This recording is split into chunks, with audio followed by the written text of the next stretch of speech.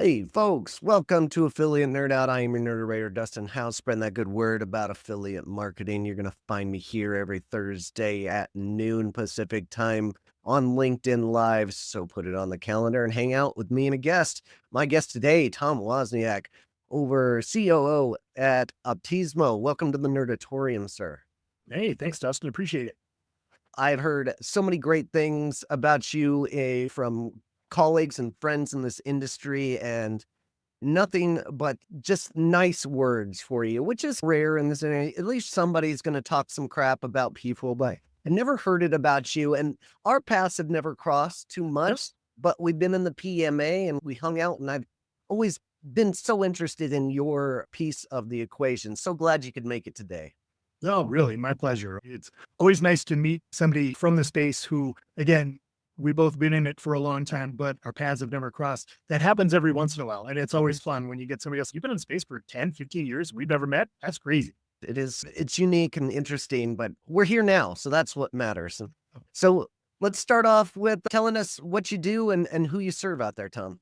Sure. As you said, I'm the COO over at Optismo Technologies, and we are really the industry leader in email suppression list management and email compliance.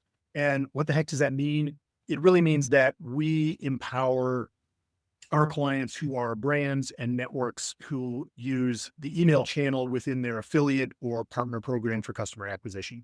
And we allow them to scale that program in a way that is both brand safe and compliant with law like can spam, so that they are processing all the opt-outs of folks who receive emails, don't want to receive them anymore, and distributing those suppression files to all of their mailing partners, and doing it in a way that is hopefully extremely easy, largely automated, and can really become something that they can. I never hesitate to ever say something is set it and forget it, but it can be something where they get it active and running. And with the support of our team, it really just hums behind the scenes. And hopefully they don't have to be too concerned about it on a day-to-day basis. Excellent. Okay. And that brings us to our topic of the day, and that is email marketing compliance and what it is in the affiliate realm. First off, is Tismo, you mentioned you guys are servicing brands and networks out there. Do you guys consider yourself a service or a software more? Yeah, we're definitely a SaaS company. We're software as a service. So both, if you look at it that way. But yeah, our place is, we think of ourselves as Switzerland because we really work with everybody in the space, every affiliate network, every brand, vertical agnostic. And then on the other side, essentially any mailer that is mailing affiliate offers, there's a pretty good chance, in fact, I'd bet money on it that they use our system to access suppression files and Okay, great. With organic publications being in the crapper right now, I would figure email is on an uptick. We're in 2025 right now. And have you seen that kind of trend going up with clientele being more invested in this channel? Yeah, email it's my favorite channel. Obviously, I'm a little biased, but I've been doing it for a really long time. I got my start in email back in the late 1990s, but email is really the kind of the grandfather of digital marketing. If you really want to look at it that way, it's one of the first channels that was used for true marketing purposes in the digital space, going all the way back to, I think, 1978 was arguably the first marketing email blast that was sent out. And there's no other digital channel that has that kind of history behind it. And so it's funny to me when you have a channel that is this established, and I'm gonna say old because that dates me too, but it's been around for a while, this experienced. New ones come along, and seemingly every year you'll hear when social came around or specific social channels, Snapchat or whatever. And you would have pundits write largely for clickbait, like, oh, that's it. Email's dead. Email going away, going to be replaced by fill in the blank social or whatever it is. And here we are, and email is not going away. If it's just growing, more emails are sent every year than the year before. And it's just so many billions of emails are sent every day. When you think about it, what would we do if we didn't? The email address is how we log into everything. It's how we self-identify on every social platform, on every piece of software, every website. It's our identifier. And so the idea that it might go somewhere someday, who knows? But I don't think any of us in this space are too concerned about the near-term future of it, except that it's going to keep growing. And we hear things like the next generation doesn't really use email except when they get older and get into the workforce and then have to start again signing up for things and having 401ks and bank accounts and all those things. They all have email addresses. As a as just a communications channel, it remains it's so massive Mhm. and so ubiquitous that you almost can't escape it, really. And so from a marketing standpoint, it ebbs and flows like anything else where other channels become popular for certain times. They become the hot thing and people want to focus more on influencer or social or whatever the case might be. But inevitably they come back to email and it doesn't go away. It's not always an easy channel. None of them really are. They all have their nuances and you have to get good at them. But I think companies that are and marketers that are willing to invest the time to really get good at email, doing it the right way, they can build really powerful, sustainable businesses for the long term. And I would argue that it's underutilized in the affiliate space. In all reality, you mentioned bringing up content affiliates and influencers and focusing on them, but if you add in the concept that they have email lists as Mhm. well that can work in conjunction with their outreach and their content, it's a winning combination so often with brands and affiliates in those brands. Um, Tell me, go ahead and date yourself and tell us, like, your best email address. Do you have tom@gmail.com or is it I don't, but so my personal email, it is an early Gmail. I didn't get just Tom at or even my first name, last name, but it's pretty oh, close to that for my personal email address. And I've kept that one essentially since the beginning of Gmail. I still have like an old Hotmail account with the same prefix that I'm pretty sure still functions. I just it took a long time, but I think it's still there. okay, okay, fair enough. Alright. Let's get into the content, the compliance in email marketing, and can you tell us why it's important to have compliance with your email lists? Sure. And when we talk compliance, that's a broad category, Okay, obviously. So where I tend to be talking about is compliance with laws in the United States, because okay. obviously every country, every region has their own set of both marketing laws, maybe email specific laws, data privacy laws that all kind of overlap into how companies can market to consumers via the email channel. So in the United States, that's the Can Spam Act of 2003. And essentially, without getting too deep in the weeds, the biggest aspect of Can Spam is one, it does allow for unsolicited email that a lot of us would call spam, obviously, but it's that email you didn't sign up for, but a company Yep. can still reach out to you that way as long as they follow certain key rules. The biggest of those being they got to give you a way to opt out, typically an opt out link. And once you click that and say, hey, don't want to receive emails anymore, they have to honor that. And that means they can't market to you at that email address anymore. So the reasons why it's important to comply with it is it can be really expensive if you don't. FTC fines, or we're talking 50,000 plus per instance of an email violation. So if you mistakenly send to 100 email addresses that have opted out, that's the multiplier for the fine, Right. potentially. Doesn't mean that will be the fine, but that's as high as it could possibly go. So there's a real penalty for making a mistake or for just not being compliant in the first place.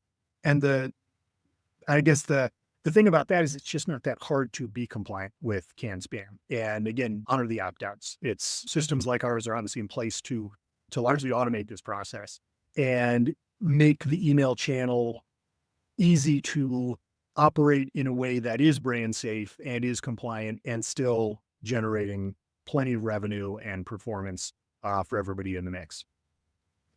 Excellent. And, you mentioned the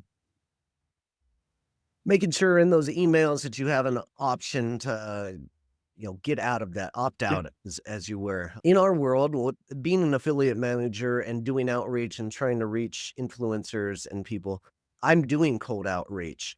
Mhm.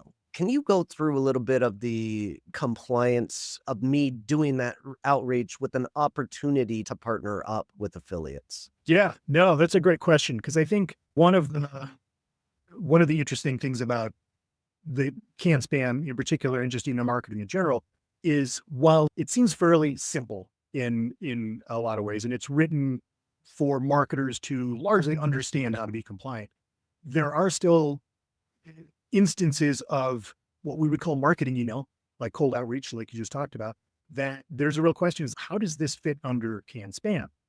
And so what can spam does is it regulates commercial email and largely without getting, too deep in the one legal weeds, because I'm not an attorney. I can speak to this in a fairly educated way. I never give legal advice because I always highly recommend this is my little disclaimer that I do highly recommend for companies that want to, for say the first time, get into the email channel and affiliate, consult with an attorney, just get legal advice to make sure that you've got your program set up properly. And then you should be good to go from there. But so when it comes to something like cold outreach, again, that is totally fine for you to be reaching out and sending emails to potential clients and prospects.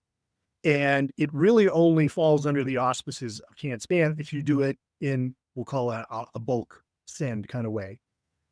What that means is still, there's no specific number that makes it a bulk email send. Is it 2? Is it 100? Is it 10,000? It becomes a little bit one of those where it's in the eye of the beholder.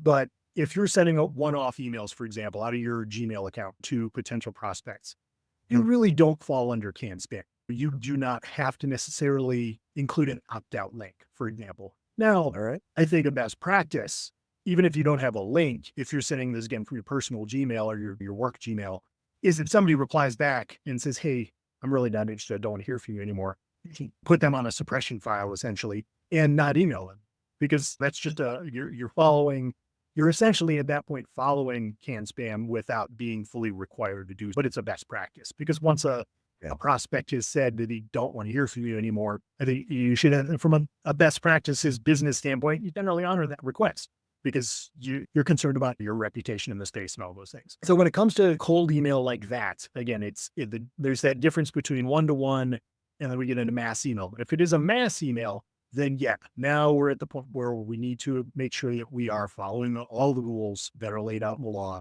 And the most obvious one of those being, you're going to have to provide an opt-out link and you're going to have to honor that request. Now, the good thing is typically once you're into sending out larger batches of email like that, you're probably using an ESP or a CRM system like a HubSpot or MailChimp, whatever. They, by and large, will have this built in. So unless you'll set it up when you created your account, but there's going to be an opt-out link that they populate into every email they send on your behalf to your list. And when somebody clicks on it, it's just going to go into their system and it's going to go into the suppression file that lives behind the scenes. You can obviously look and see who's unsubscribed, but the system itself will no longer allow you to email them through HubSpot or what have you. That's typically the way it'll work. Excellent. I think that confirms what my strategy is. Essentially, I make two lists. One is our wish list. I've got 25 names over here that I absolutely will not give up on until they give me a hard no. And then I've got all the rest over here is this. I can shoot out a wide net. If I get a response, great. And with this list over here, the wish list, they're one-off emails. I'm doing this once a month, and it's very catered to their audience to try to get their attention. I don't use the opt-out in that one. But this one, absolutely. I'm shooting out 5 email sequences, and I have an option to opt out. Does that seem like a good strategy there? Yeah, based on the way you're describing it, certainly sounds like, one, it's compliant and sounds like a good business practice. Great. Thank you. Awesome. And in terms of what it looks like in compliance area, like why should brands care about affiliates that are sending out these big emails? No, great question. And that gets back again to the Can Spam Act, which catered specifically to this situation where if you engage with partners to email on your behalf, how does that work? And what the law essentially says is that, hey, if we're the brand and you hire folks to email on your behalf and hire, I'm using that word, but certainly an affiliate relationship would fall under the qualifications of Can Spam. They're an email partner, they're marketing on your behalf. However, you're compensating them isn't really relevant. You're responsible for what they send as the brand. So that means if your affiliate is not compliant, the FTC could go one after that affiliate for their actions. They could also go up the chain to say the network and then say the brand. And say, hey, we're going to hold everybody in this responsible for whatever behavior it is that they deem to be non-compliant that a mailer undertook. And again, not a guarantee that they're going to do that, but that is within their ability to do from a legal standpoint. So with that being the case, that right there is more than enough reason why any brand or network wants to do everything possible to make sure that all the affiliates that are emailing within their program are doing it compliantly. You don't want to deal with that. And then there's simply get beyond the legal aspects. There's just the business side of it. The brand, you've, as a company, you've built a brand and your brand image is your business. And for a lot of businesses, it's the most valuable thing they have. It's the true valuable asset. And the last thing you want is affiliate partners going off the rails and doing things that go against your brand image. So from that standpoint, you also want to just be monitoring and being aware of what those affiliates are sending. Are they sending approved creative? Again, are they following the rules? And are they using deceptive subject lines? There are all kinds of bad practices. Obviously, we've all seen in emails in our inboxes or in marketing programs in general. And as consumers, consumers don't understand affiliate marketing. They just know that they got an email promoting brand X. And if something's wrong with that email, they get a bad experience from it. They don't blame the email marketer who they don't know. They blame the brand. Mhm. Okay, awesome. And that brings up the point of what kind of assets do you need to be giving affiliates in your program in terms of email compliance? Is there something that is essential for brands to be using? Yeah, typically a brand's going to have their own suppression file to start with, and that's going to be at a minimum, it's everybody who's ever opted out of their program. Okay. And that could be a kind of aggregation of opt-outs that have come from mailing partners. Maybe you've got 100 affiliates that have been mailing your program for years. Everybody who's opted out from all those affiliates, they're in your suppression file. Any of your own internal mailings that you've sent, you've obviously been collecting opt-outs. That's going to be natural. Well, anytime you send an email, you're going to get opt-outs.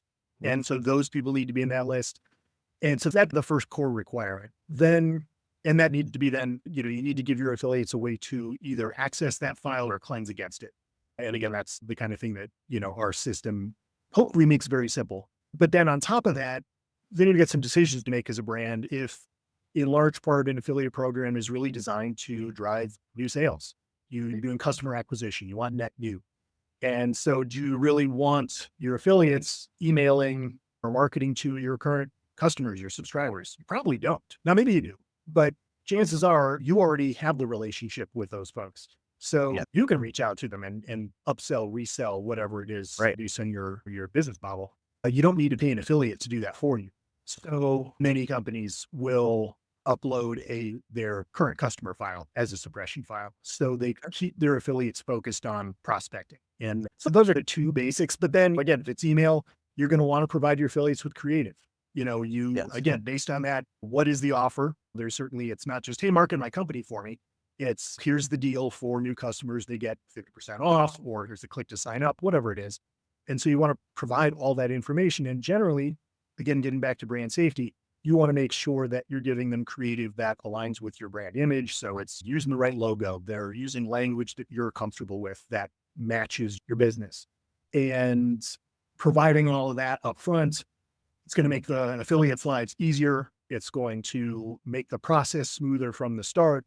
And then you also, that you're prepared to have conversations potentially with marketers who say, hey, love the creative you sent over, but I'd really like to try a different subject line. And I'd like it to be this. And is that okay?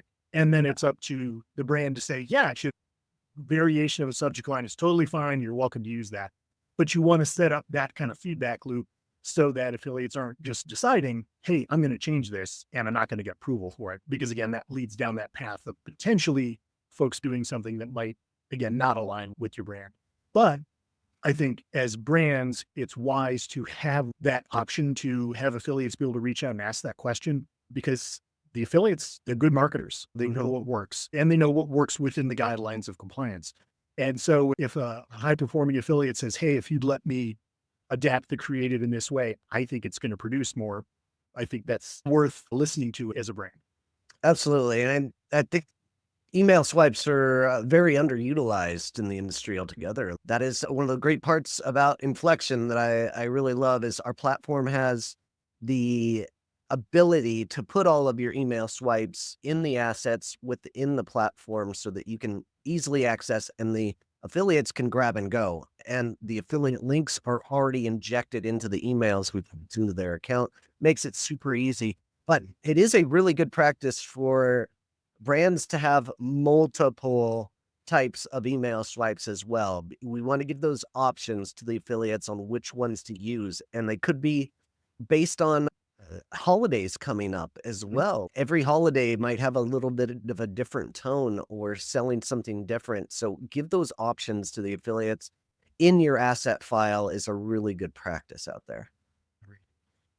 There's one thing else something else I wanna talk about is the difference between UK and the United States and the email there. There's some confusion on whether or not I can email people in the UK versus the US in the same kind of way. Can you talk about that a little bit?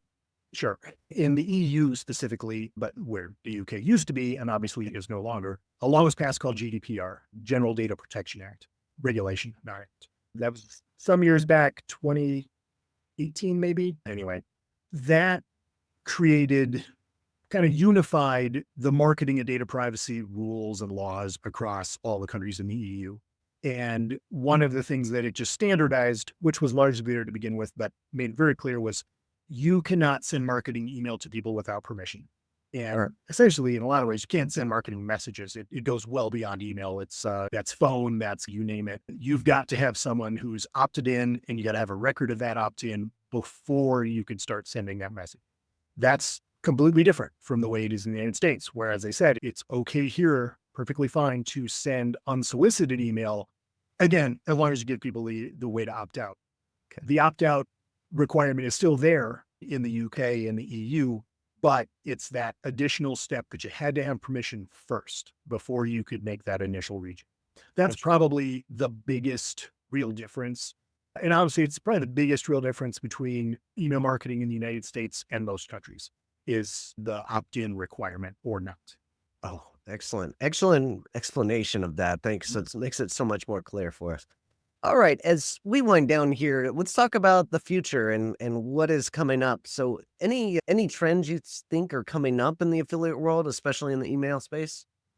Yeah, like I said, email is fascinating because having been around as long as it has, it's not that it hasn't changed. It's evolved dramatically with technology. We think those first emails were just text. And emails that are just text can still work today, but you can also be sending emails that are vastly more technologically advanced than that old original just text-based email. Now it's you've got dynamic content inside that email that adapts to when the user opens it. It could be something it reaches back to the database, looks at what they most recently purchased, populates the email almost in real time with, hey, here's the product you should buy next. Those kinds of things. There's all kinds of capabilities.